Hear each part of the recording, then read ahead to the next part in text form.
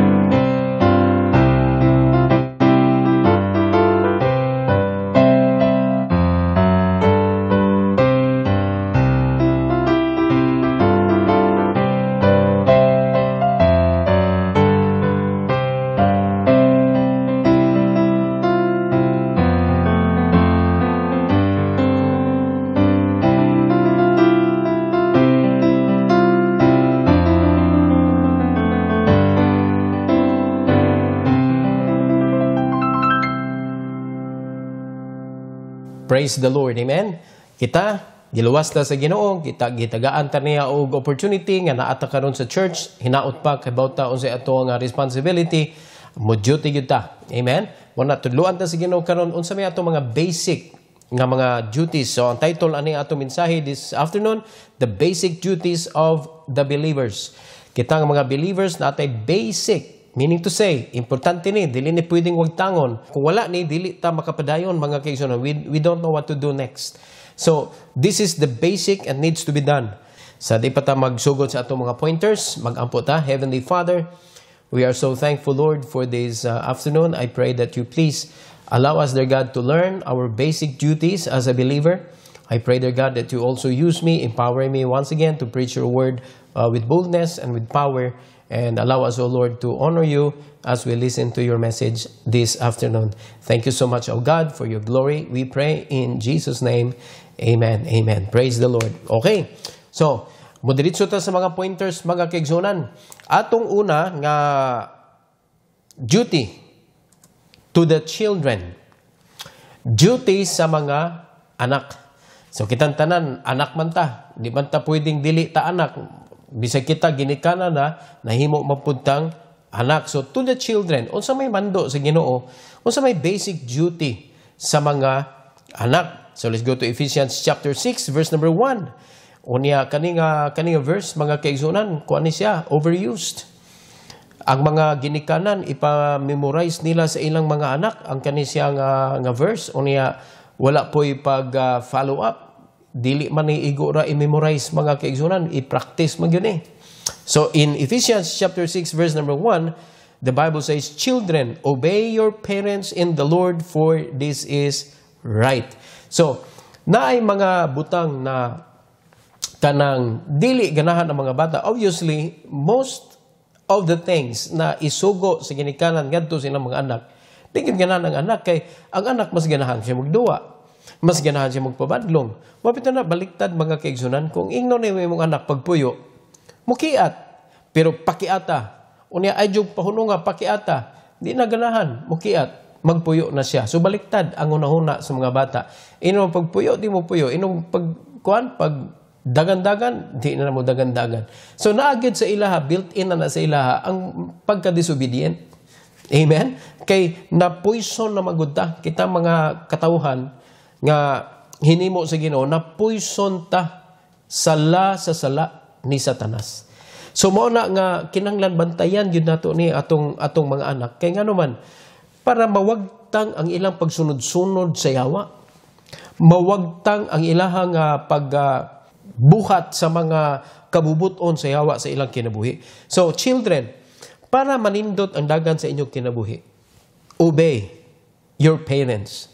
Lisod man. No, dili ni lisod kay in the Lord man. In the Lord. Buhata siya para sa Ginoo. For this is right. So, kung dili ka mo obey sa parents nimo, wrong na ang imong gibuhat. So, dapat imong yun ang tumanon ang Bible. Look at Colossians chapter 3, verse number 20. In Colossians 3:20, mga kaigsunan, the Bible says, children, obey your parents in all things, for this is well-pleasing unto the Lord. Okay, look at that. Ang pagtuman nimo sa imong ginikanan, ang gisulti sa Bible, in all things. So imong tumanon ang imong ginikanan in the Lord, and not only that, in all things. So probably gamay ra gyud nga mga butang nga ganahan ka tumanon ganahan nimong tumanon nga gisugo sa imong mama, pero ningon ang Bible igsoon, walay pili. In all things you need to obey. Mo obey gyud ka in all things.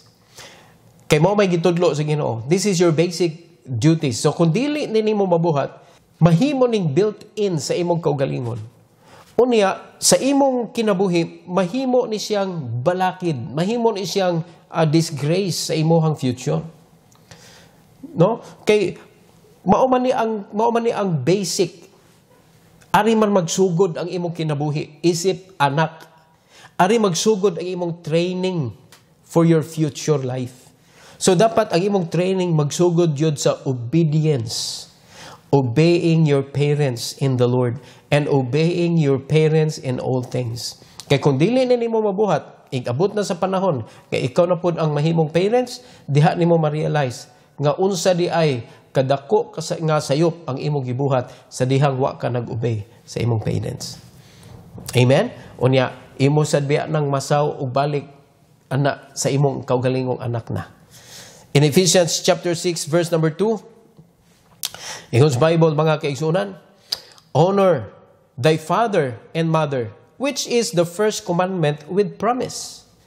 So it is not only obeying your parents in the Lord, but also you need to honor your father and mother. So unsa man yung pag-honor imong mama ug papa, ayaw tubag-tubaga.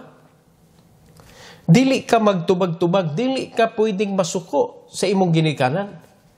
Kay sukwahi na siya sa pag-honor.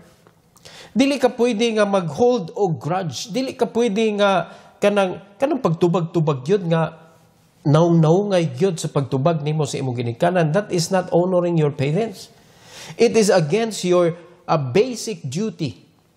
So it will affect your entire life, and your future may be damaged because of your mistakes today. So samtang naapa ka ilawom sa imuhang ginikanan nga kanang pag-atiman, kay wala pa ka naminyo, you are still with your parents, kinahanglan imo gyud i-honor imong parents. I-honor gyud. So unsay gisulti sa imong parents, kinahanglan dili ka magsupak-supak, di ka magsuki-suki. No? Kay dili ka kabayo, tao ka. Mo naging sa Bible, which is the first commandment with promise. Ganong with promise man eh. Because it will make your life. It will make your life good. No? Mo na bantayan nimo. Mo na daghan mga kuan na karon, mga parents na pod nganong medyo lisod ang pag-atiman nila sa ilang mga anak because they did not become a good children also before. Mo na repeat unya wa na ka learn wa naka-learn, padayon gyapon. So, na-pass on ngadto na sad sa imong mga anak ang kasaypanan nga dapat mahunong na diha nimo. Okay? So, in Deuteronomy chapter 5, Deuteronomy 5:16, unsay gisulti sa Bible? Honor thy father and thy mother, as the Lord thy God hath commanded thee, that thy days may be prolonged, and that it may go well with thee in the land which the Lord thy God giveth thee. So, makapanindot ni sa imong kinabuhi later on. Ang kaning pag-honor nimo sa imong mama o sa imong papa. Nga mao'y gimando sa Ginoo ha, dili mamagpapa gamandoan ni, kundi ang Ginoo ang gamandoan ni. O naningon ang Bible, para mo taas ang imong kinabuhi, unya, dili lang kay taas, taas siya nga nindot ang imong kinabuhi. If you are going to honor your father and mother, karon panahona nga ikaw naapa sa ilang puder. Amen? Pero kung imong sukul-sukulan ang imong ginikanan, o pasakitan nimo imong ginikanan, so sukwahi pod, your days will be shortened, and your life, ang imong mga adlaw, dili maayo. Dili siya nindot ang imong kinabuhi in the future. Unya, ang giyon pa sa Ginoo, giandama na ka in the land which the Lord thy God giveth thee. Pagkanindot, anak, mga kaigsunan. So start it with your parents. Samtang ikaw naapa sa ilawom sa ilahang kuan, kay kung maminyo na ka, you are no longer under the authority of your parents. Kay ikaw na anak ka diha sa imong kaugalingong pamilya. Amen? Kay believe naman ka. You are now going to leave your mother and your father.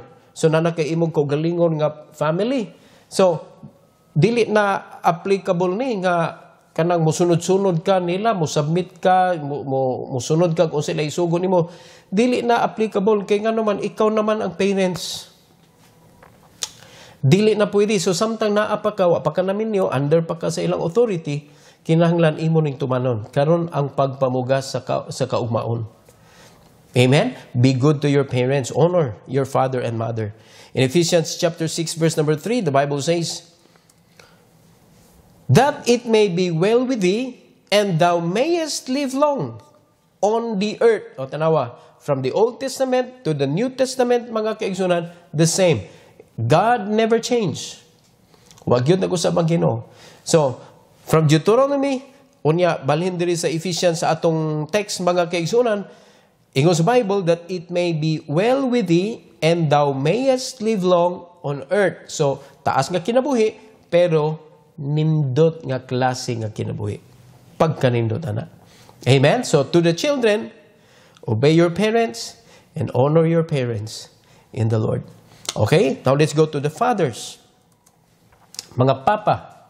So, kung ikaw papa na atay atong basic duty, isip mga believers. Okay? So, let's go to Ephesians chapter 6, verse number 4. Atong basahon. And ye fathers, provoke not your children to wrath, but bring them up in the nurture and admonition of the Lord. So, dili nimo pasukon or palaguton, ayaw i-provoke ang imong anak ngadto sa kalagot. No, usahay mao nang masuklan ang mga amahan sa ilang anak kay mao po'y magkuan pod, mao po'y mag-trigger. So ang atong responsibility is not to provoke our children. But sa English Bible, nurture them. Amen. Nurture and admonition of the Lord. We are going to teach them and lead them to the Lord Jesus Christ. Mao ni ang atong responsibility isip mga amahan. So, magsige lang tagtanaw sa sayop sa atong mga anak. Sige lang tagpangasaba, nya may kita mga saba, may kita mo mutulisok nila nga ikaw, nga ikagulong, yun yan, ikaw man.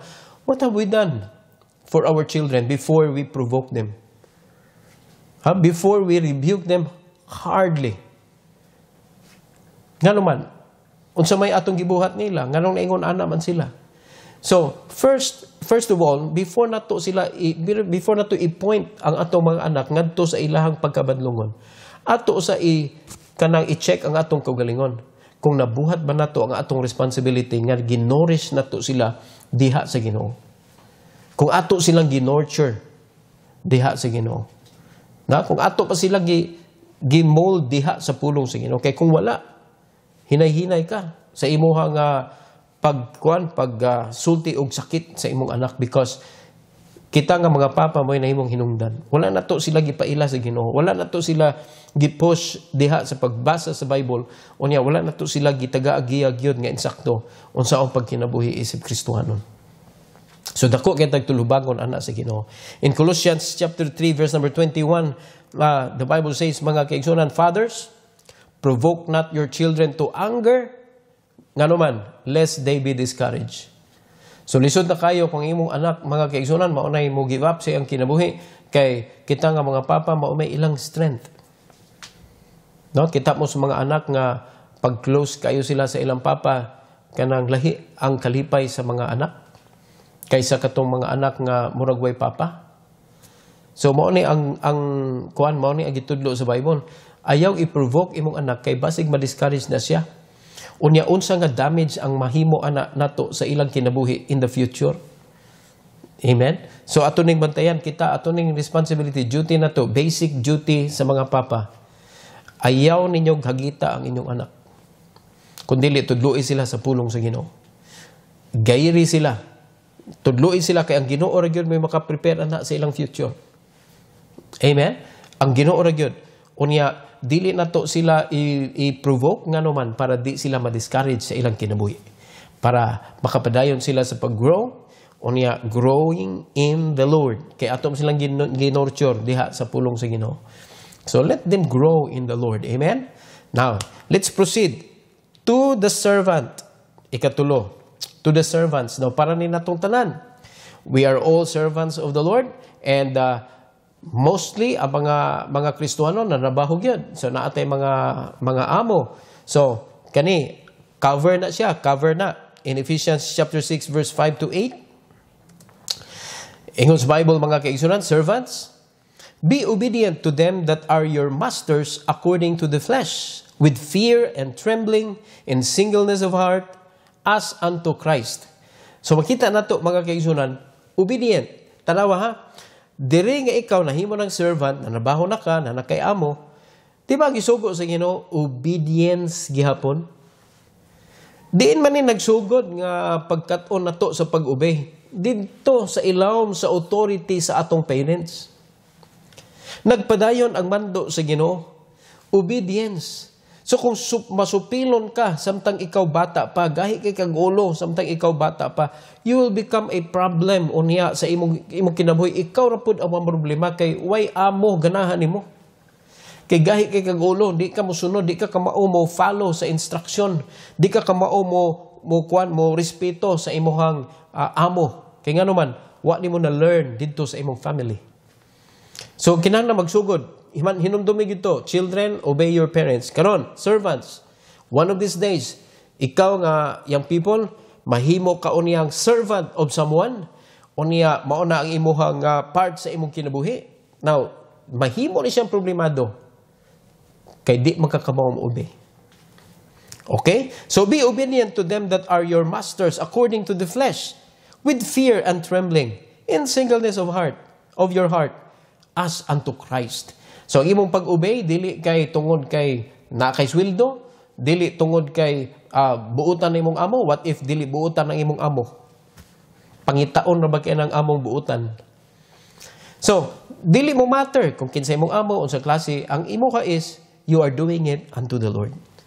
Ang pag-obey nimo, salamat jud kay basic duty pod sa imong trabahoan, imo nang buhaton siya, isip imong gibuhat ngadto sa Ginoo. Unya in singleness of heart.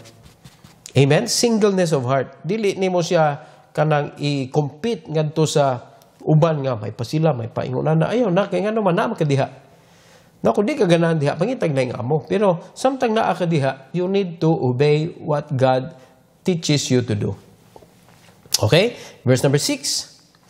The Bible says, not with eye service, as men pleasers, but as the servant of Christ, doing the will of God from the heart, with good will doing service, as to the Lord, and not to men. So, mo ni ang atong basic duty, isip mga believer, sa pagka-servant. Not with eye service, dili kay abi kay naman imong amo, kugihan ka, inigwala nang imong amo, tapulan kay ka, wa ka nagtrabaho, wa kay production. So kinahanglan isip Kristohanon, this is a basic duty na to. Dili lang kay sa atong trabahoan, kundi ang ato sad nga pagka-servant sa Ginoo. Okay? Usahay, mga lagad ka kay nagtanaw ang pastor, mga lagad ka kay naay nagtanaw nimo nga mga believer. What if kung way nagtanaw nimo, di na ka mga lagad? Okay? So, mo na siya ang problema. As a servant, mga kaigsunan, ayaw pagkahimong men-pleaser. Nga mubuhat na katungod kay para malipay nimo ng mga tawhanan. Wala sila labot sa imong kinabuhi. Ang atong gi-focus dinhi, ang atong pagka-servant sa Ginoo. Are you listening? So, kinahanglan ato ning kanang kuanan gyud, ato ning bantayan ang atong kaugalingon kay tendency is, ganahan kay ta magpabilib, dili na siya applicable sa ato ang nga Kristohanon nga kinabuhi. Kay ang Ginoo dili gid siya nato ma-please kung naay tawhanon nga mga moves nga atong buhaton sa atong kinabuhi.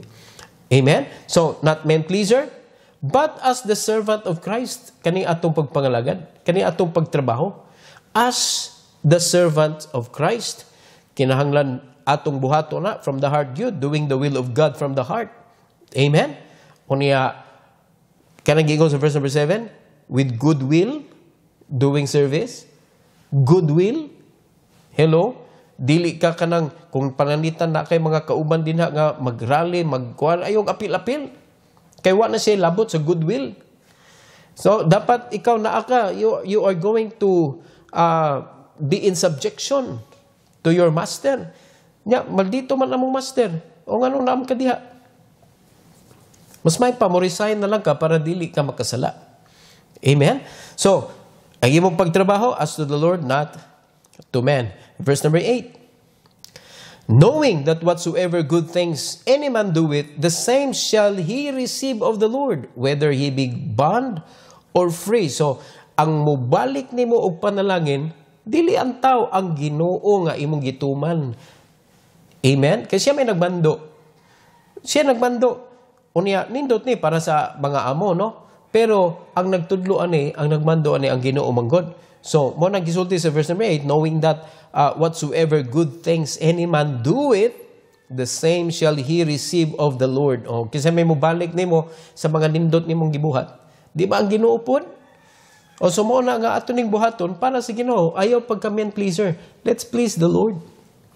So, whether na ay nagtanaw na to o whether nagtanaw na to, mga lagad ta. Sa Ginoo, kamo mga trabahante, na samtang naay mong amo o wala imong amo, buhata ang angay nimong buhaton. Na para sa Ginoo, dili para sa tao. Kaya ang gingon ba sa Bible, whether he be bond or free. So walay pili.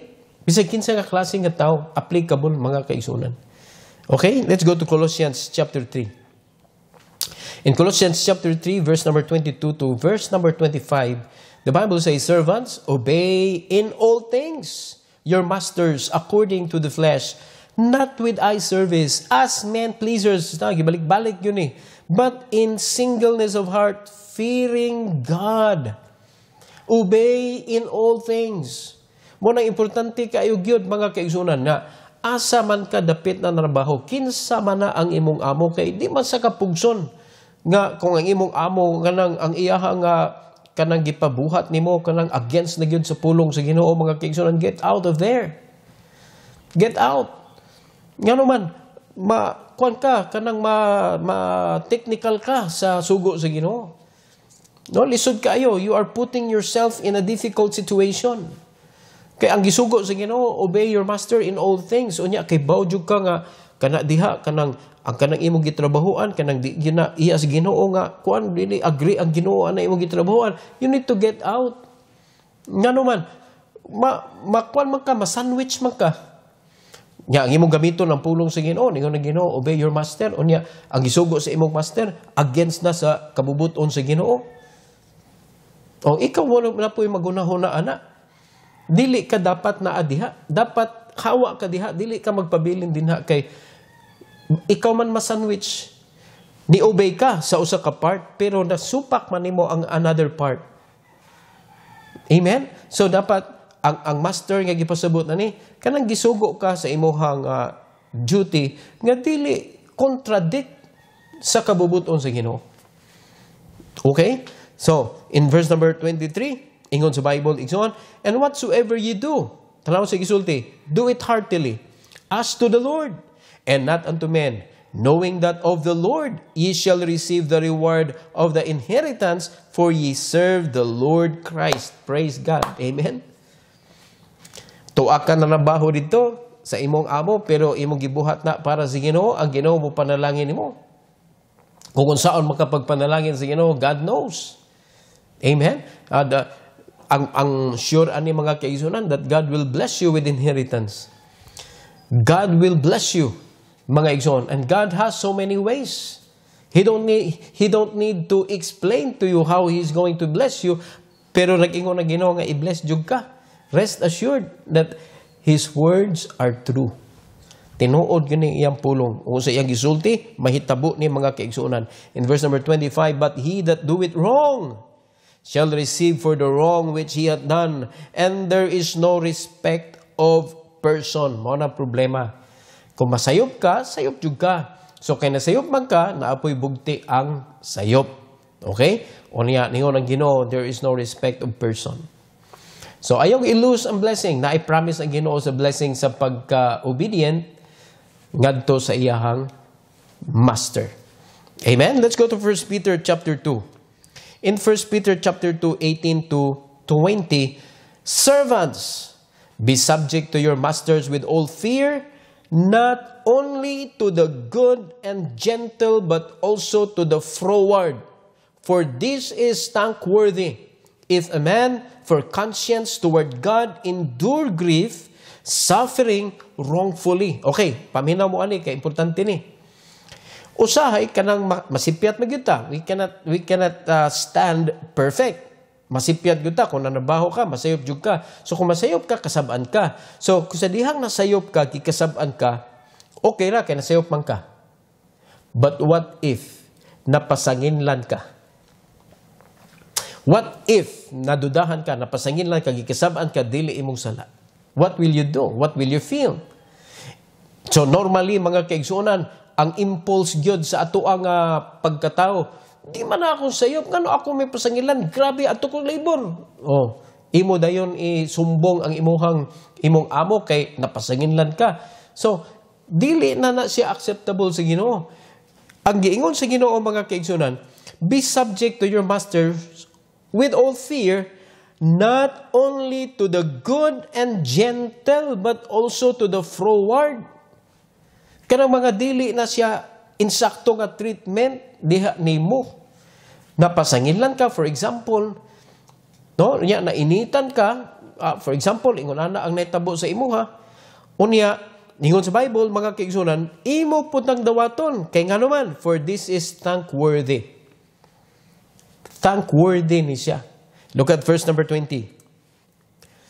For what glory is it if, when ye be buffeted for your faults, ye shall take it patiently? But if, when ye do well, waka na sayop, and suffer for it, nakasaban ka ha, you take it patiently. This is accepted with God. Sa dihang nasayop ka, gikasaban ka, you take it patiently. Pero sa dihang gikasaban ka nga, dili nimo sala, nagtrabaho kag insakto, unya dili nimo sala, nakasaban ka, imo gihapon gi-take patiently. Ningon ang Bible mga kaigsunan, maunay accepted sa Ginoo. Well, dapat lang kasabaan ka kung nakasa ka. Pero nakasabaan ka without doing anything. Wa ka nasayop, you're doing well, sakto ay imong gibuhat, but again, nakasabaan gyapon ka sa imong amo. Unya, patiently ra gyapon ka naminaw, unya nagsorry gyapon ka, mga kaigsunan, tamis kay na ngadto sa Ginoo.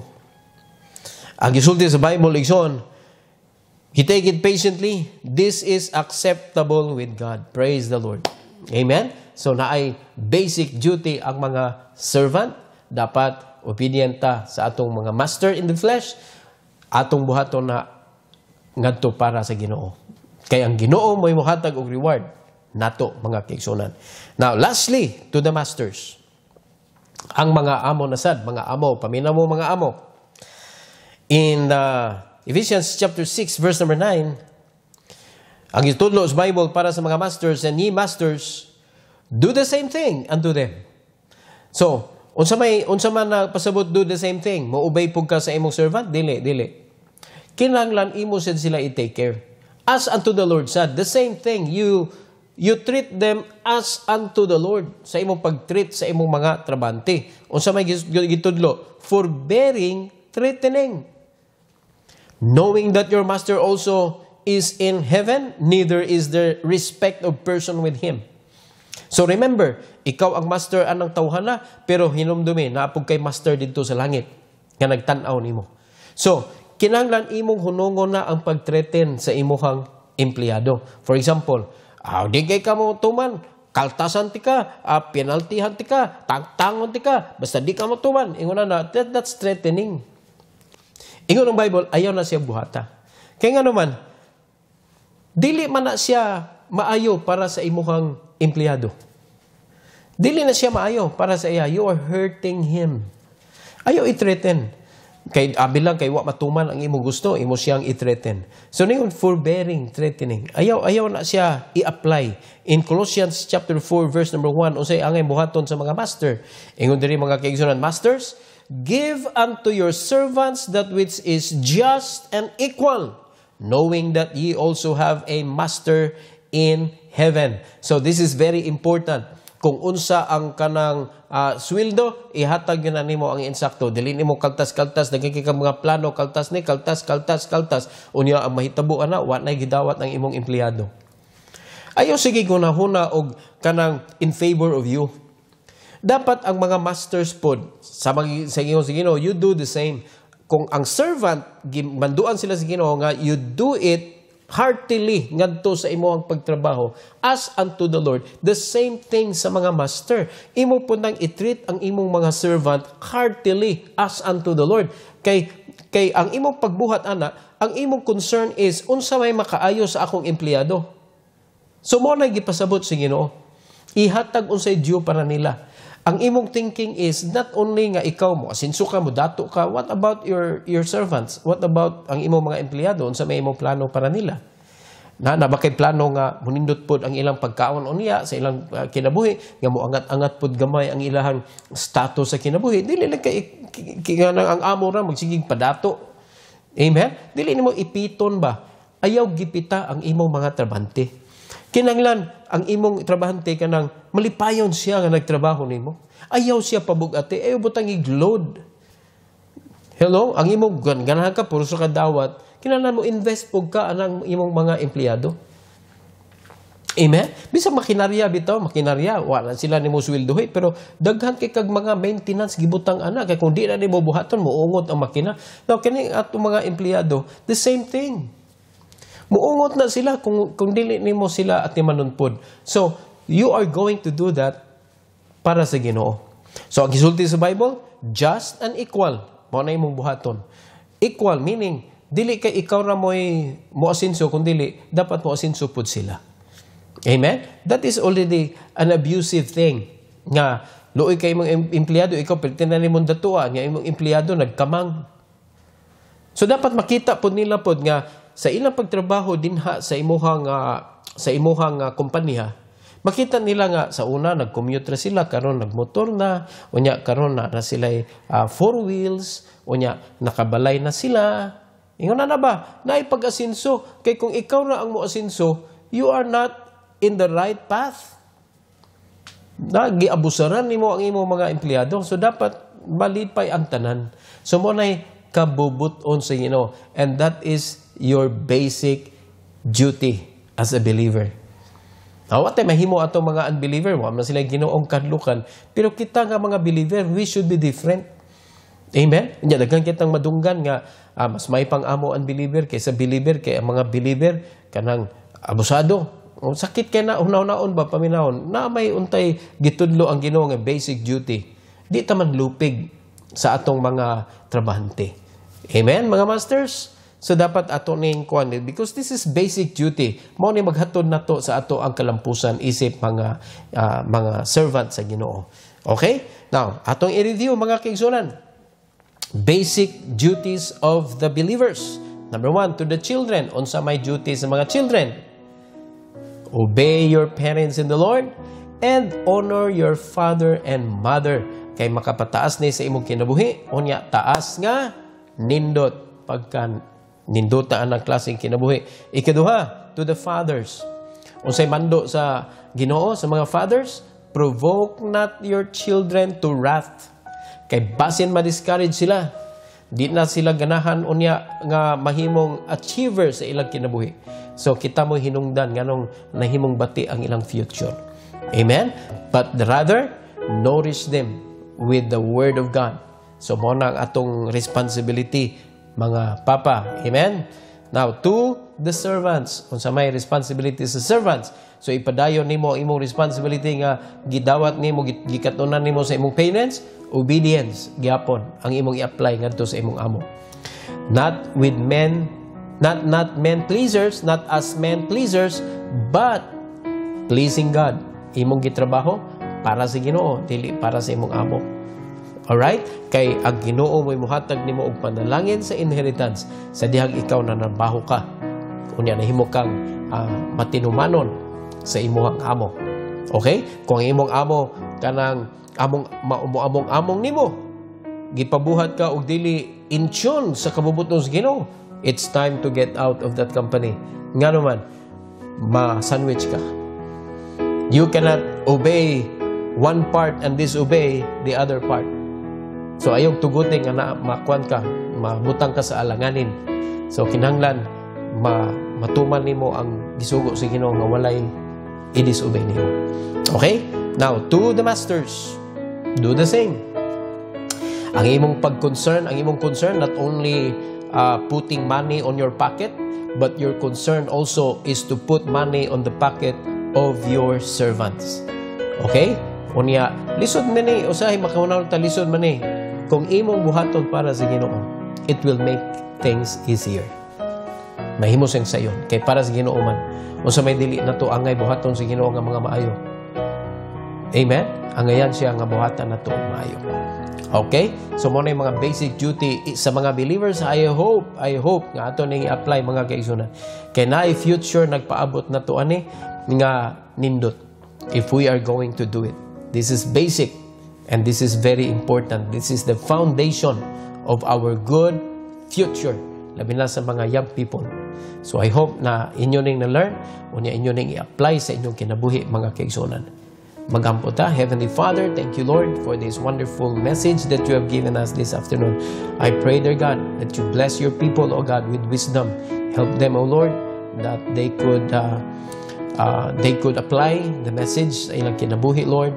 O tuguti, Lord, ang malang Espiritu, mapaminawan nila sa pag-remind ni ini, Lord, sa pulong nga ilang nadawat karon. Salamat kay Lord sa mga basic duties nga imong gitudlo kanamo nga mo'y makapanindot, Lord, sa among future. Salamat kay Lord ug among ibalik kanimo ang dungog ug himaya in Jesus name.